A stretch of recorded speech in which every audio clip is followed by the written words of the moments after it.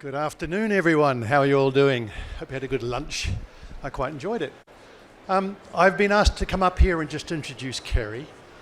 She's been at Thames Water for, she tells me, 18 years. But what I found really interesting is that many of those years were in operations, not in L&D. So she's come from operations in different areas through into L&D. And for me, that's something I always see as very important in understanding how to make an impact out there in the business and how to work with the business out there in the flow of work, which is kind of what you're talking about. So understanding that flow is really important. So without further ado, so please get some questions organised on the way, because I'll be asking for some at the end. So here's Kerry. Hi everyone. So first of all, before I start any presentations, how many of you, and I want you to shout out, I don't want hands up, I want to see how much lunch really got you tired. So how many of you are here to find that magical ingredient to learning in the flow of work? How many of you want me to give you that answer? Yeah, okay, good. I'm going to tell you about my journey and what I think the magical ingredient is to me.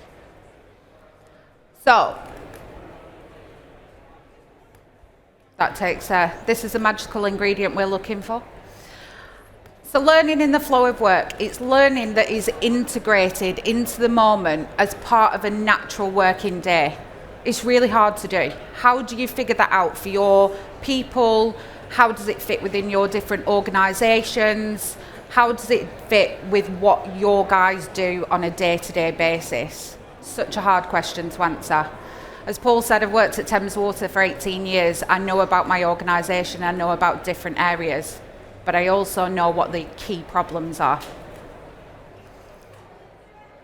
There's real benefits to getting this right, and it's benefits from an L&D perspective, but it's benefits from an organisational perspective as well. And that's what I'm really interested in getting, is the benefits for everyone. So let's have a look at some of those benefits. Increased productivity. How many of your organisations are looking for that increased productivity from their guys? Only a few of you? Okay. I might have to, Paul's there, 2 hands up, yes. I might have to get you to stand up. Cost savings. Okay, we're getting some more hands here, I like it, okay. Increased knowledge retention. We struggle with that. We definitely struggle with that. Improved engagement. I see a head nod over there as well. Oh yes, that is a big problem. We want those benefits. Improved employee retention. Excellent. Speed to competency. Another head nod over here, I like that. That was a vigorous head nod. Positive learning culture. Excellent. And continuous learning. Yeah. So there's key ones for the business, and there was key ones that I'm looking for in my journey. As I said, this is my story, my experience. Am I an expert? You might think I am. You might go away, no, but she's given me a key thing to think about. Now, what I wanted to get out of this was particularly a positive learning culture, because for me, that is what I'm really passionate about. I want to know that everybody is getting value and they feel like they can learn at any time. It's simple and it's easy and it's accessible to them. Knowledge retention is also key for me. It's something that I really struggle with. We have very complex processes in Thames Water. I don't know all of your organisations that you've come from, so I don't know whether it's simple processes or whether you've got a complexity behind it. But that is one thing that for me, I found as a key driver. So our story began looking for a solution. We're all L&D professionals. We need to find the right solution. But at part of that solution finding is fact finding. This is something that Paul actually helped me with previously. And it's getting to what is the root cause of the problem? What keeps your organisation awake at night? Maybe not your agents, but maybe your senior staff, your senior L&D, what keeps them awake, and that's what you need to dig deeper into. So we're split into a lot of different areas in Thames Water. I'm predominantly retail, although I do cover some other areas as well. But across retail, we do experience a high level of complaints. I work in the water industry. Nobody's ever happy about water. If they contact us, they're probably not happy. Because who wants to ring up and say, yes, I want to pay for my water bill? No one. So a contributing factor to this was knowledge and competence. As I said, knowledge retention was a real key driver for me. That competence level is an organisational thing. We also had the need to improve operational efficiencies and improve our customer outcomes. I'm going to be honest with you, you've probably seen Thames Water in the news recently. If you haven't, well done for staying away from the news. We wanted to quantify what knowledge gaps our employees have. Do you find that easy? To quantify it? No? Yeah? A little bit? Okay. So, a lot of our organisations, when we speak to our stakeholders, they think they know what the issue is. They think they know what problem they want to solve. But do they actually know the gap in knowledge? No. So we've got a question, we've got to ask a little bit more, but we need the data to back that up as well.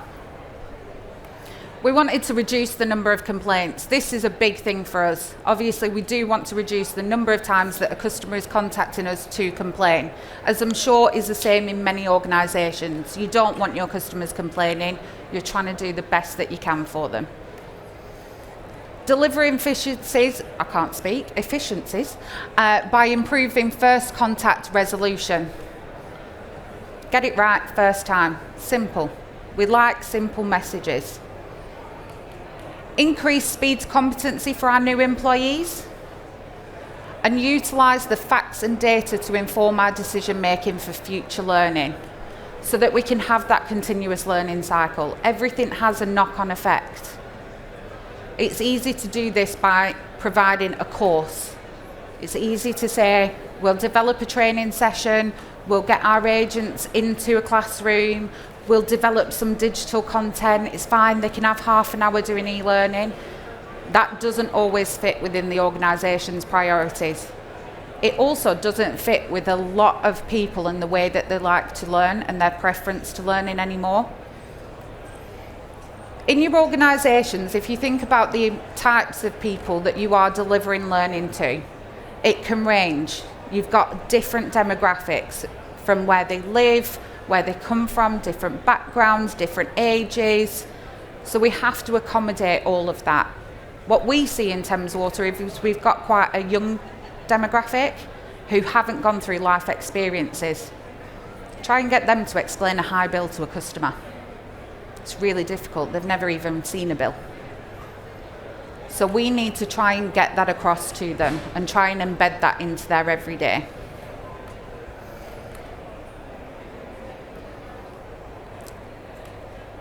So these are the issues that I also am facing within my organisation. So I'm going to get you to stand up this time because I want to make sure that lunch definitely hasn't tired you out. So how many times do you go out to your organisation and they say, no, you can't do that, we don't have enough time? Okay, that's a good amount of people standing up there. Okay, good. Okay, sit down again. Excellent. Lunch clearly hasn't fatigued you or anything. Complexity. I mentioned that Thames Water's got a lot of complexity in its policies and its processes. Really is complex. Water is quite hard. I'm not going to lie to you. But how many of you have got complexities that, again, stop you finding the right solution, or you struggle to find the right solution? Only 2. Okay.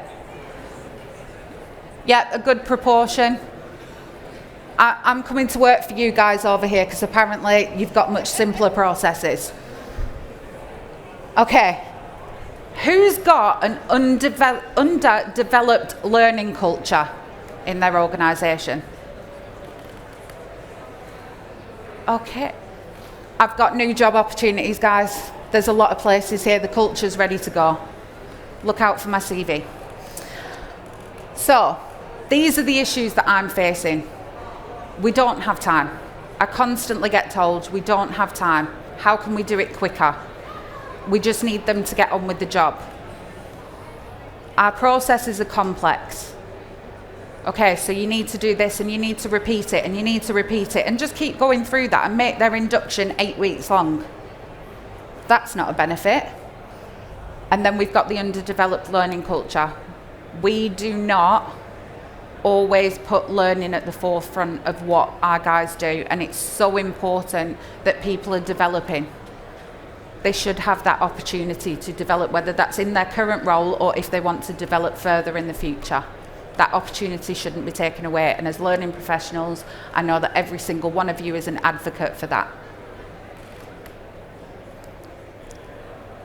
The forgetting curve. How many of you are familiar with the forgetting curve? Excellent. I was a little bit worried that I might be teaching people to suck eggs, but there's a good range of knowledge here, so I can talk about my favourite thing. You get somebody going into any sort of learning, they're going to take away 100% of that knowledge in the immediate term. 20 minutes after, they've gone for a break, gone to the toilet, they've had a chat with their friends, they've already forgotten 42% of what you have taught them. 42% of knowledge is lost. And then time by time you get to an hour long, they've lost more than 50% of that knowledge. And then it increases and they're down to 25% of knowledge that they've retained after 6 days. If they are not continually practicing what you have taught them, they are not going to retain that knowledge. So we need to find a way that they can learn every single day, practice, and retain that knowledge. And that's quite difficult because you might not get, in my instance, they might not get the customer calls. For example, we have a policy on squatters. We very rarely get that call come through, so they are going to lose that knowledge if we don't remind them of the policies and the processes that they need to follow. So, this is how we got to the right solution. We are looking at a new induction, we're making it more efficient, we're taking that repetitiveness, but that's not in the flow of work. That is them doing their induction, they're in a classroom setting or they're doing digital learning. But we're focusing on that relevant knowledge at the right time. We give job aids. So we've got cheat sheets, we've got work instructions, we've got a beautiful little placemat that's got the key things they need to know, so they can refer back to that. We've got support tools such as knowledge management, My Guide is what we call it, and it does guide them through everything. It's got every policy, every process, so that it's accessible at their fingertips. That's getting close to you on the job learning because they're on that call, they need to search for that bit of information. We've already fed that into their induction and their learning, so it's there from the beginning. They know this is their Bible to life at Thames. We've got our learning platforms which they can opt to go and do learning, and they can also find information really quickly from what they've learnt previously. So on the moment they can go in and find what they want. But we were missing something. I'm sure you've got a lot of the same stuff. You've looked at your inductions, you've looked at your job aids, everything like that, and you are absolutely hitting the mark on these. But there's just something missing from what you're doing. And ours was micro-learning. Now, micro-learning, you might think I'm talking about those quick 2-minute videos that you can get on your LMS.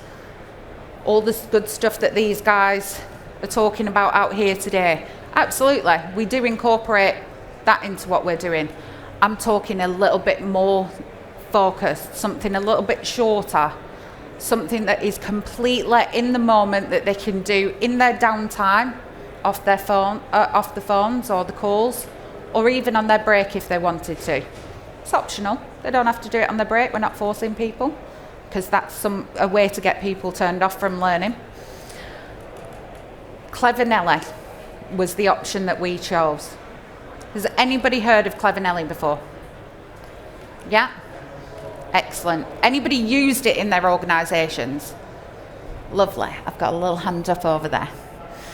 So Clever Nelly is a tool that 5 years ago I was exploring. She is an AI tool, and I am very comfortable with calling her she, even though it's a product. And this little purple elephant is absolutely fantastic. So 5 years ago, we spoke to Clever Nelly. The company's called Elephants Don't Forget. The tool is Clever Nelly.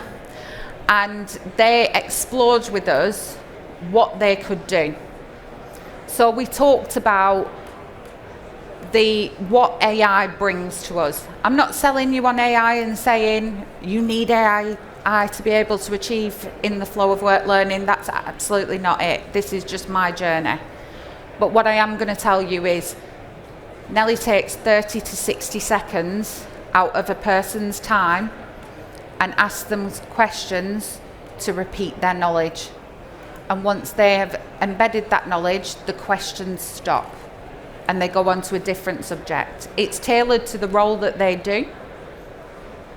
So it only focuses on the knowledge that they require for that role. And I'm going to tell you about the proof of concept journey today that we went through. So we started our journey in May, and some of you were expecting a gentleman called Phil Reddall to be doing this conversation with you today. Unfortunately, he's got another commitment, so he worked with me on this. And as our head of learning, he actually explored Elephants Don't Forget as an option. And he was the one who brought it in. Even though I'd started that initial conversation 5 years ago, I was facilitating at the time, so it was just an idea that I had. But he's brought it in as our head of learning. And we agreed we wanted to do a proof of concept solely on our contact centre. So we weren't touching all our other spaces, such as digital, scientific research, field. We've got so many areas that we support, but we just wanted to focus on the contact centre and see what Nelly could do for us. She did great things, by the way. I am going to show you the results at the end. So, this was our journey. And I will say, and I'm not plugging them, but they did make it very simple for me. All we had to do is figure out what we wanted to achieve. So we dug deeply with our stakeholders. We found out what one of the primary things that we wanted to achieve as a business was, and that was reducing complaints. As I said right at the beginning, that was our problem statement. We had so many complaints coming through. So we looked at the data, we looked at what we had in the background, we really analysed it, and we found that our top 3 drivers for complaints are billing, payments, and moving home. It's definitely one of our big ones. It's stressful for anyone, so I'm just blaming the stress of everything for why people complain. What we needed to do then is, how do you measure it? How do you measure your successes so it's quantifiable? And that's something that we miss sometimes. But I wanted to show that Nelly had definitely made an improvement. So we did it based on repeat contacts. How many times were our customers coming back to us and repeating their contact? What was the average handling time like? I don't like average handling time. I like people to have a good conversation with customers. But, you know, organisations, they want efficiencies, so we have to focus on that as well. Quality monitoring and customer satisfaction. The reason that there's 2 different repeats is if somebody repeat calls or repeat contacts us in 0 to 10 days, generally we can resolve that before it gets to a complaint stage. However, these people that repeat between 10 and 30 days are the ones that are probably going to complain. They're going to take the effort to put that in some form of writing or pick up the phone and say, I'm complaining. So the journey we went through, We defined the success measures. That was our starting point. That is this. Engaged our stakeholders, really key, and that is probably one of the biggest things that I've learned out of this whole process, is if you don't get your stakeholders on board, doesn't matter what you try to bring into that momentary learning, they could be opposed to it. So we need to think about selling them the benefits, telling them that it's only going to take 30 to 60 seconds of their agent time per day was a big selling point, because that meant we didn't have to take them off the phones. We didn't have to give them 30 minutes of time, which nobody can afford at the minute. We need people on the phones. We need our customers to get the service that they're wanting to receive. Counterintuitive, we need them to have the knowledge, but we need them to answer the phones. So we've got our sticking point straight away. We then shared our vision with a compelling story. Does anybody ever use compelling stories when they're trying to get people on board about their learning culture? Yeah, couple of hands over here. So a compelling story for me is really important. If you want people invested in what you're doing, tell them why, tell them that story, take them in the journey with you. If they're not in that journey, again, we might come up against some more blockers. They'll go back to, oh, we haven't got time, oh, it's too complex. We're not ready for it. We developed targeted question sets. Pretty much tells you what it says on the tin, so I won't go into too much detail there. And then we engaged our pilot groups. Now, we told them about how long it was going to take them. We told them that it's not going to affect their day-to-day work. Once they put the phone down from the customer, when they get a little pop-up, and all it was is a pop-up in Teams that says your Nelly question is ready. They clicked it, they read the question, they answered the question, the pop-up went away. As simple as that. They got 2 questions a day. What Nelly also did was then tell them that, okay, I've learnt a little bit about you. I know that you understand how to move somebody from one property to another, but I also know that you don't understand how you bill somebody and what tariff they're on. So therefore, I'm going to take these move home questions away because you don't need them. You've learnt that process. I'm going to give you, this is what you need to target. So it's targeted. That engaged the learners. They knew that the questions were targeted to them. They knew that it wasn't going to take a huge length of time. So they were able to get on board. And this is the communications and the engagement we had with them.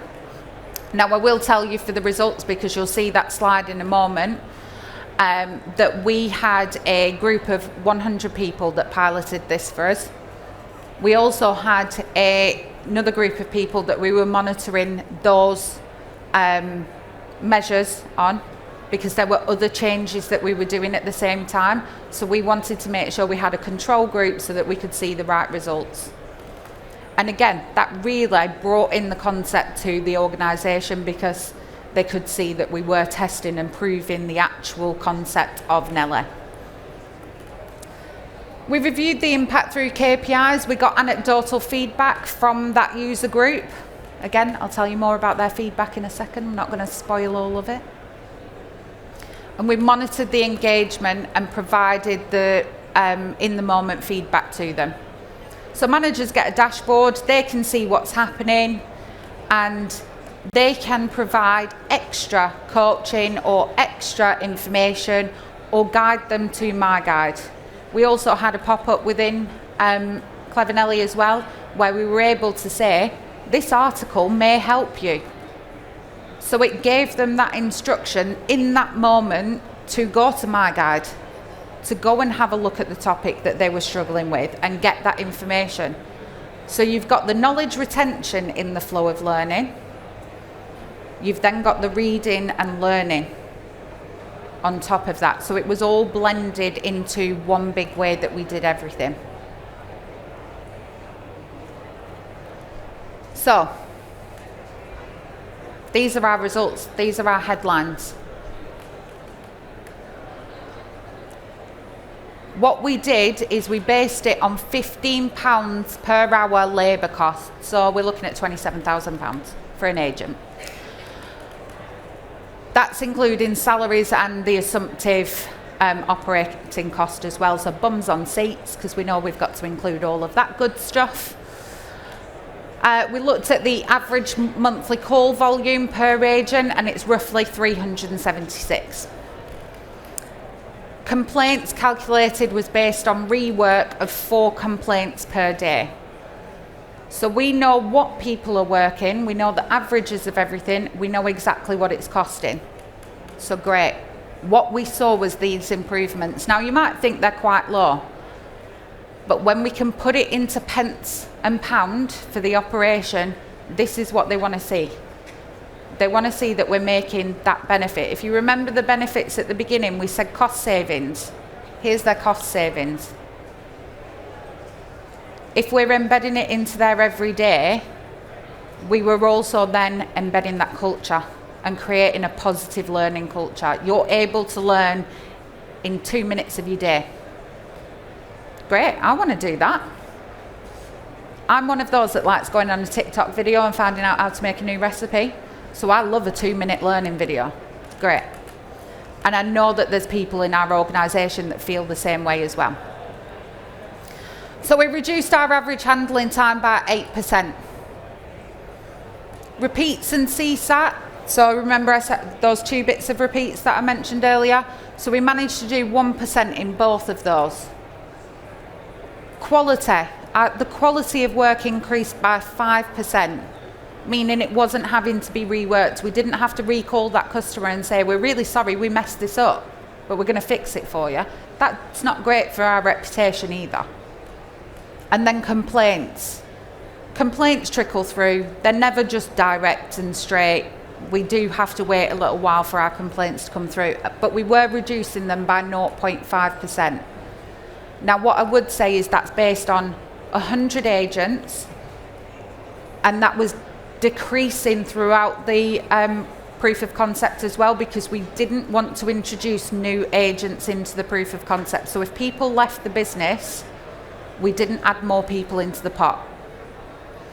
So it is very indicative, and what we found as well is some of the engagement, there were a couple of agents, we wanted it to be very true to what was happening so we could tell the real picture of the story. So there were some agents that weren't engaging with it, and that's fine. It wasn't mandatory. We didn't want them to feel like this was being forced onto them, and that is one of the biggest things that I learned as well, is do not make learning feel forced, because they won't engage. So we did calculate that the complaints reduction, if we had a higher engagement, we would have had a larger complaints reduction overall. But we want to keep it real for today, so it was 0.5%. These were our actual 100 cost savings. That's a massive amount of cost saving to any business. If we go on to the full group of people within frontline, this is the potential cost saving based on what we'd already done. Tell me from looking at this picture that 2 minutes a day wasn't worth it. Okay, nobody's telling me, that's good. I was waiting for someone to go, no, it's not. So, what I wanted to go to the business with as well is what you can do with that. It's okay for me to tell you you're saving that much money, but what does that mean? What can you do? So the next steps with Nelly that I was proposing is we target the topics led by data insight. So let's not just focus on those 3 topics. We had a model office, our quality structure and our root cause analysis that we could use to provide that data. Data is key. People can tell you how they feel in a moment and what they perceive to be the issue. Having your data underpin it is going to be a key thing for you. Relevant follow-up activities. So again, reference material, tailored coaching sessions based on dashboard insight, and a further variation of questions, scenarios, visual, Again, I'm not pitching it to you, so I'm not going to tell you everything they do. If you want to reach out to them, you can do. Embedded it into the culture from day one. So we wanted to put it in our induction. Next step with the efficiencies, they could reduce their backlogs, turnaround initiatives, and high inflow times purely by redirecting resource, because we'd reduce the average handling time. And if the in the flow of work learning impacted them by 2 to 5 minutes a day, it meant that the investment time isn't getting impacted. In your organisations, I'm going to get you to stand up again and just make sure I haven't made you fall asleep. So in your organisations, do they ever cancel one-to-ones, development time, coaching? Stand up if they do. It's probably for a good reason. I'm not judging any of your organisations. We absolutely do it. But that's not fair on your employees. They should get their development time. So by doing this, we're able to reduce time that's needed for training courses. Therefore, we've still got their investment time here. It doesn't need to be pulled. Our employees said that they liked using Clevernella. It was a short amount of time. It felt part of the norm for them. It was usual. Get the pop-up, answer their question, good to go. They're excited for other people to use that way of learning. And for me, the magic ingredient to in the flow of work learning is them having the desire to learn. If you give them that desire and you give them a short, sharp way of doing it, they'll do it. They will learn. Each organisation will be different, don't get me wrong. My magic ingredient won't necessarily be yours. But I hope I've given you a little bit of insight into this magic ingredient. I am going to give you the news that last week we did find out, following the proof of concept, we are not continuing with Clevernella in this department. So we are going to take it to another department and explore, but we've got our proof of concept results, which we can go to other areas and say it does work. But at the moment, a strategic decision has been made not to continue with it in this area. But I will tell you, keep open-minded with new trends. We hear about AI. Go out there. All I've heard is a lot of AI and LMS, and it's great. But do think about your normal things that you've done before. There's nothing wrong with a placemat. They're great. Stick them under their keyboard. They can refer to them when they need to. You can go back to those basics as well. But it's all about finding the best solution for your organisation, for your employees, and what fits for them. Find the root cause to that problem, find out how you can save time, and explore different options. Be very open-minded. There's a lot out there. Our goal is to find those solutions and make it easy for our learners. That's all we want to do. And just to foster that ongoing culture of learning and development. Thank you very much.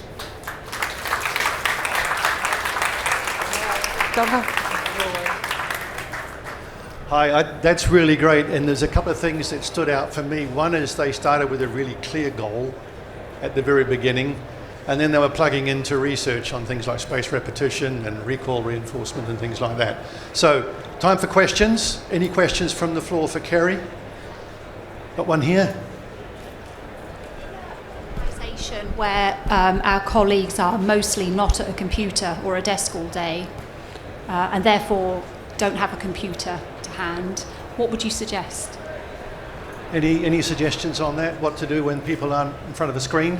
Yeah, absolutely. You've always got your learning from your peers as well, which is another way that I would recommend for learning in the flow of work. But with this tool and with a lot of the digital tools that you'll see going around the exhibit, they do have a mobile version as well. So a lot of users can go onto their mobile version. A lot of LMSs are available, even on tablets or, I've forgotten what we use, rough books that our technicians use as well. So you can usually find that technology to fit in a mobile version. Yeah, mobile's a good solution there. Any other questions? No? Yeah. No, there's one. There's a microphone coming behind you. Have you Have you sort of picked up anything from the world of, I don't know, TikTok, Instagram, that kind of stuff? So using short, this for microlearning, using short, sharp, sort of entertaining videos, or even sort of stills, but that kind of approach, the real sort of approach to help people learn. Yeah, absolutely.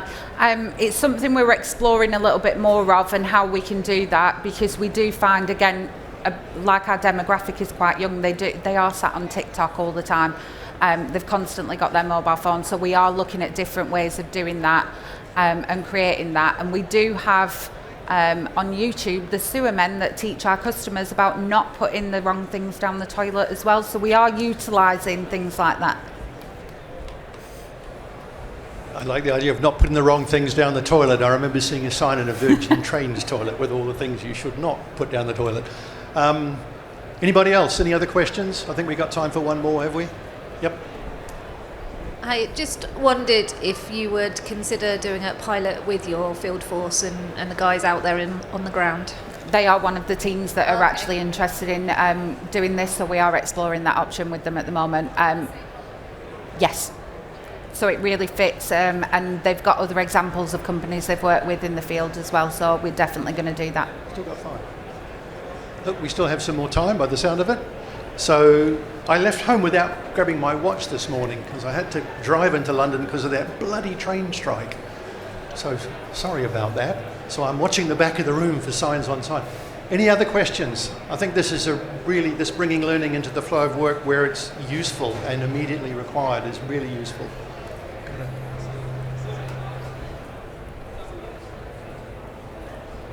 I had a question about Clever Nelly. Yeah. Did you have to teach people how to use that, or was it very intuitive? It's really intuitive. Basically, we did a comms piece that said you're going to receive a Teams message. You just need to interact with exactly what that Teams message said, and we've never had any issues. We did have a quick reference guide if there was, but not a lot of people used it at all. Any other questions? Another one on the corner there. How did you manage any concern that came up in terms of capturing that someone might not be able to answer the right question? How did you get that buy-in and engagement from like trust, data, protection, that kind of thing? It's a really interesting question. So when we were capturing the data and we were looking at people who couldn't answer the questions, we looked at 2 things. Did we word the question right? Because first of all, are you leading them into a place where actually it's not easy for them to answer? That was the case on a couple of questions, so we amended that and we communicated that and we said that we've been listening to you, we've heard what you've said and we've made some changes. For other ones, it was genuinely a knowledge gap, so then we were able to reach out to the managers and discuss the needs with the managers, and what we found usually was just refreshing themselves on using our other tools available was the answer to what they needed. We didn't have any learning requests come through as in they wanted to come on a physical course, which was really great to see. It was that we've got the knowledge, I just need to remember what it is, and that's where I'm struggling. We did find after 3 times of getting that question, and it was spaced out, they didn't get it 3 consecutive days, but 3 times of getting that question, 70% of the learners were remembering it and then starting to retain that knowledge. Okay, another question here. This is not so much a question but a comment. And I think what's so interesting about this is that it's not about providing content per se. It's not about push, but about generating a pull. Yes, and absolutely. getting that spaced repetition, which we know is so effective for getting that sort of retention of learning. Yeah, thank you. Brilliant. Well, I think we're done. Thank you very much for your attention. Thank you so much for stepping in for Phil.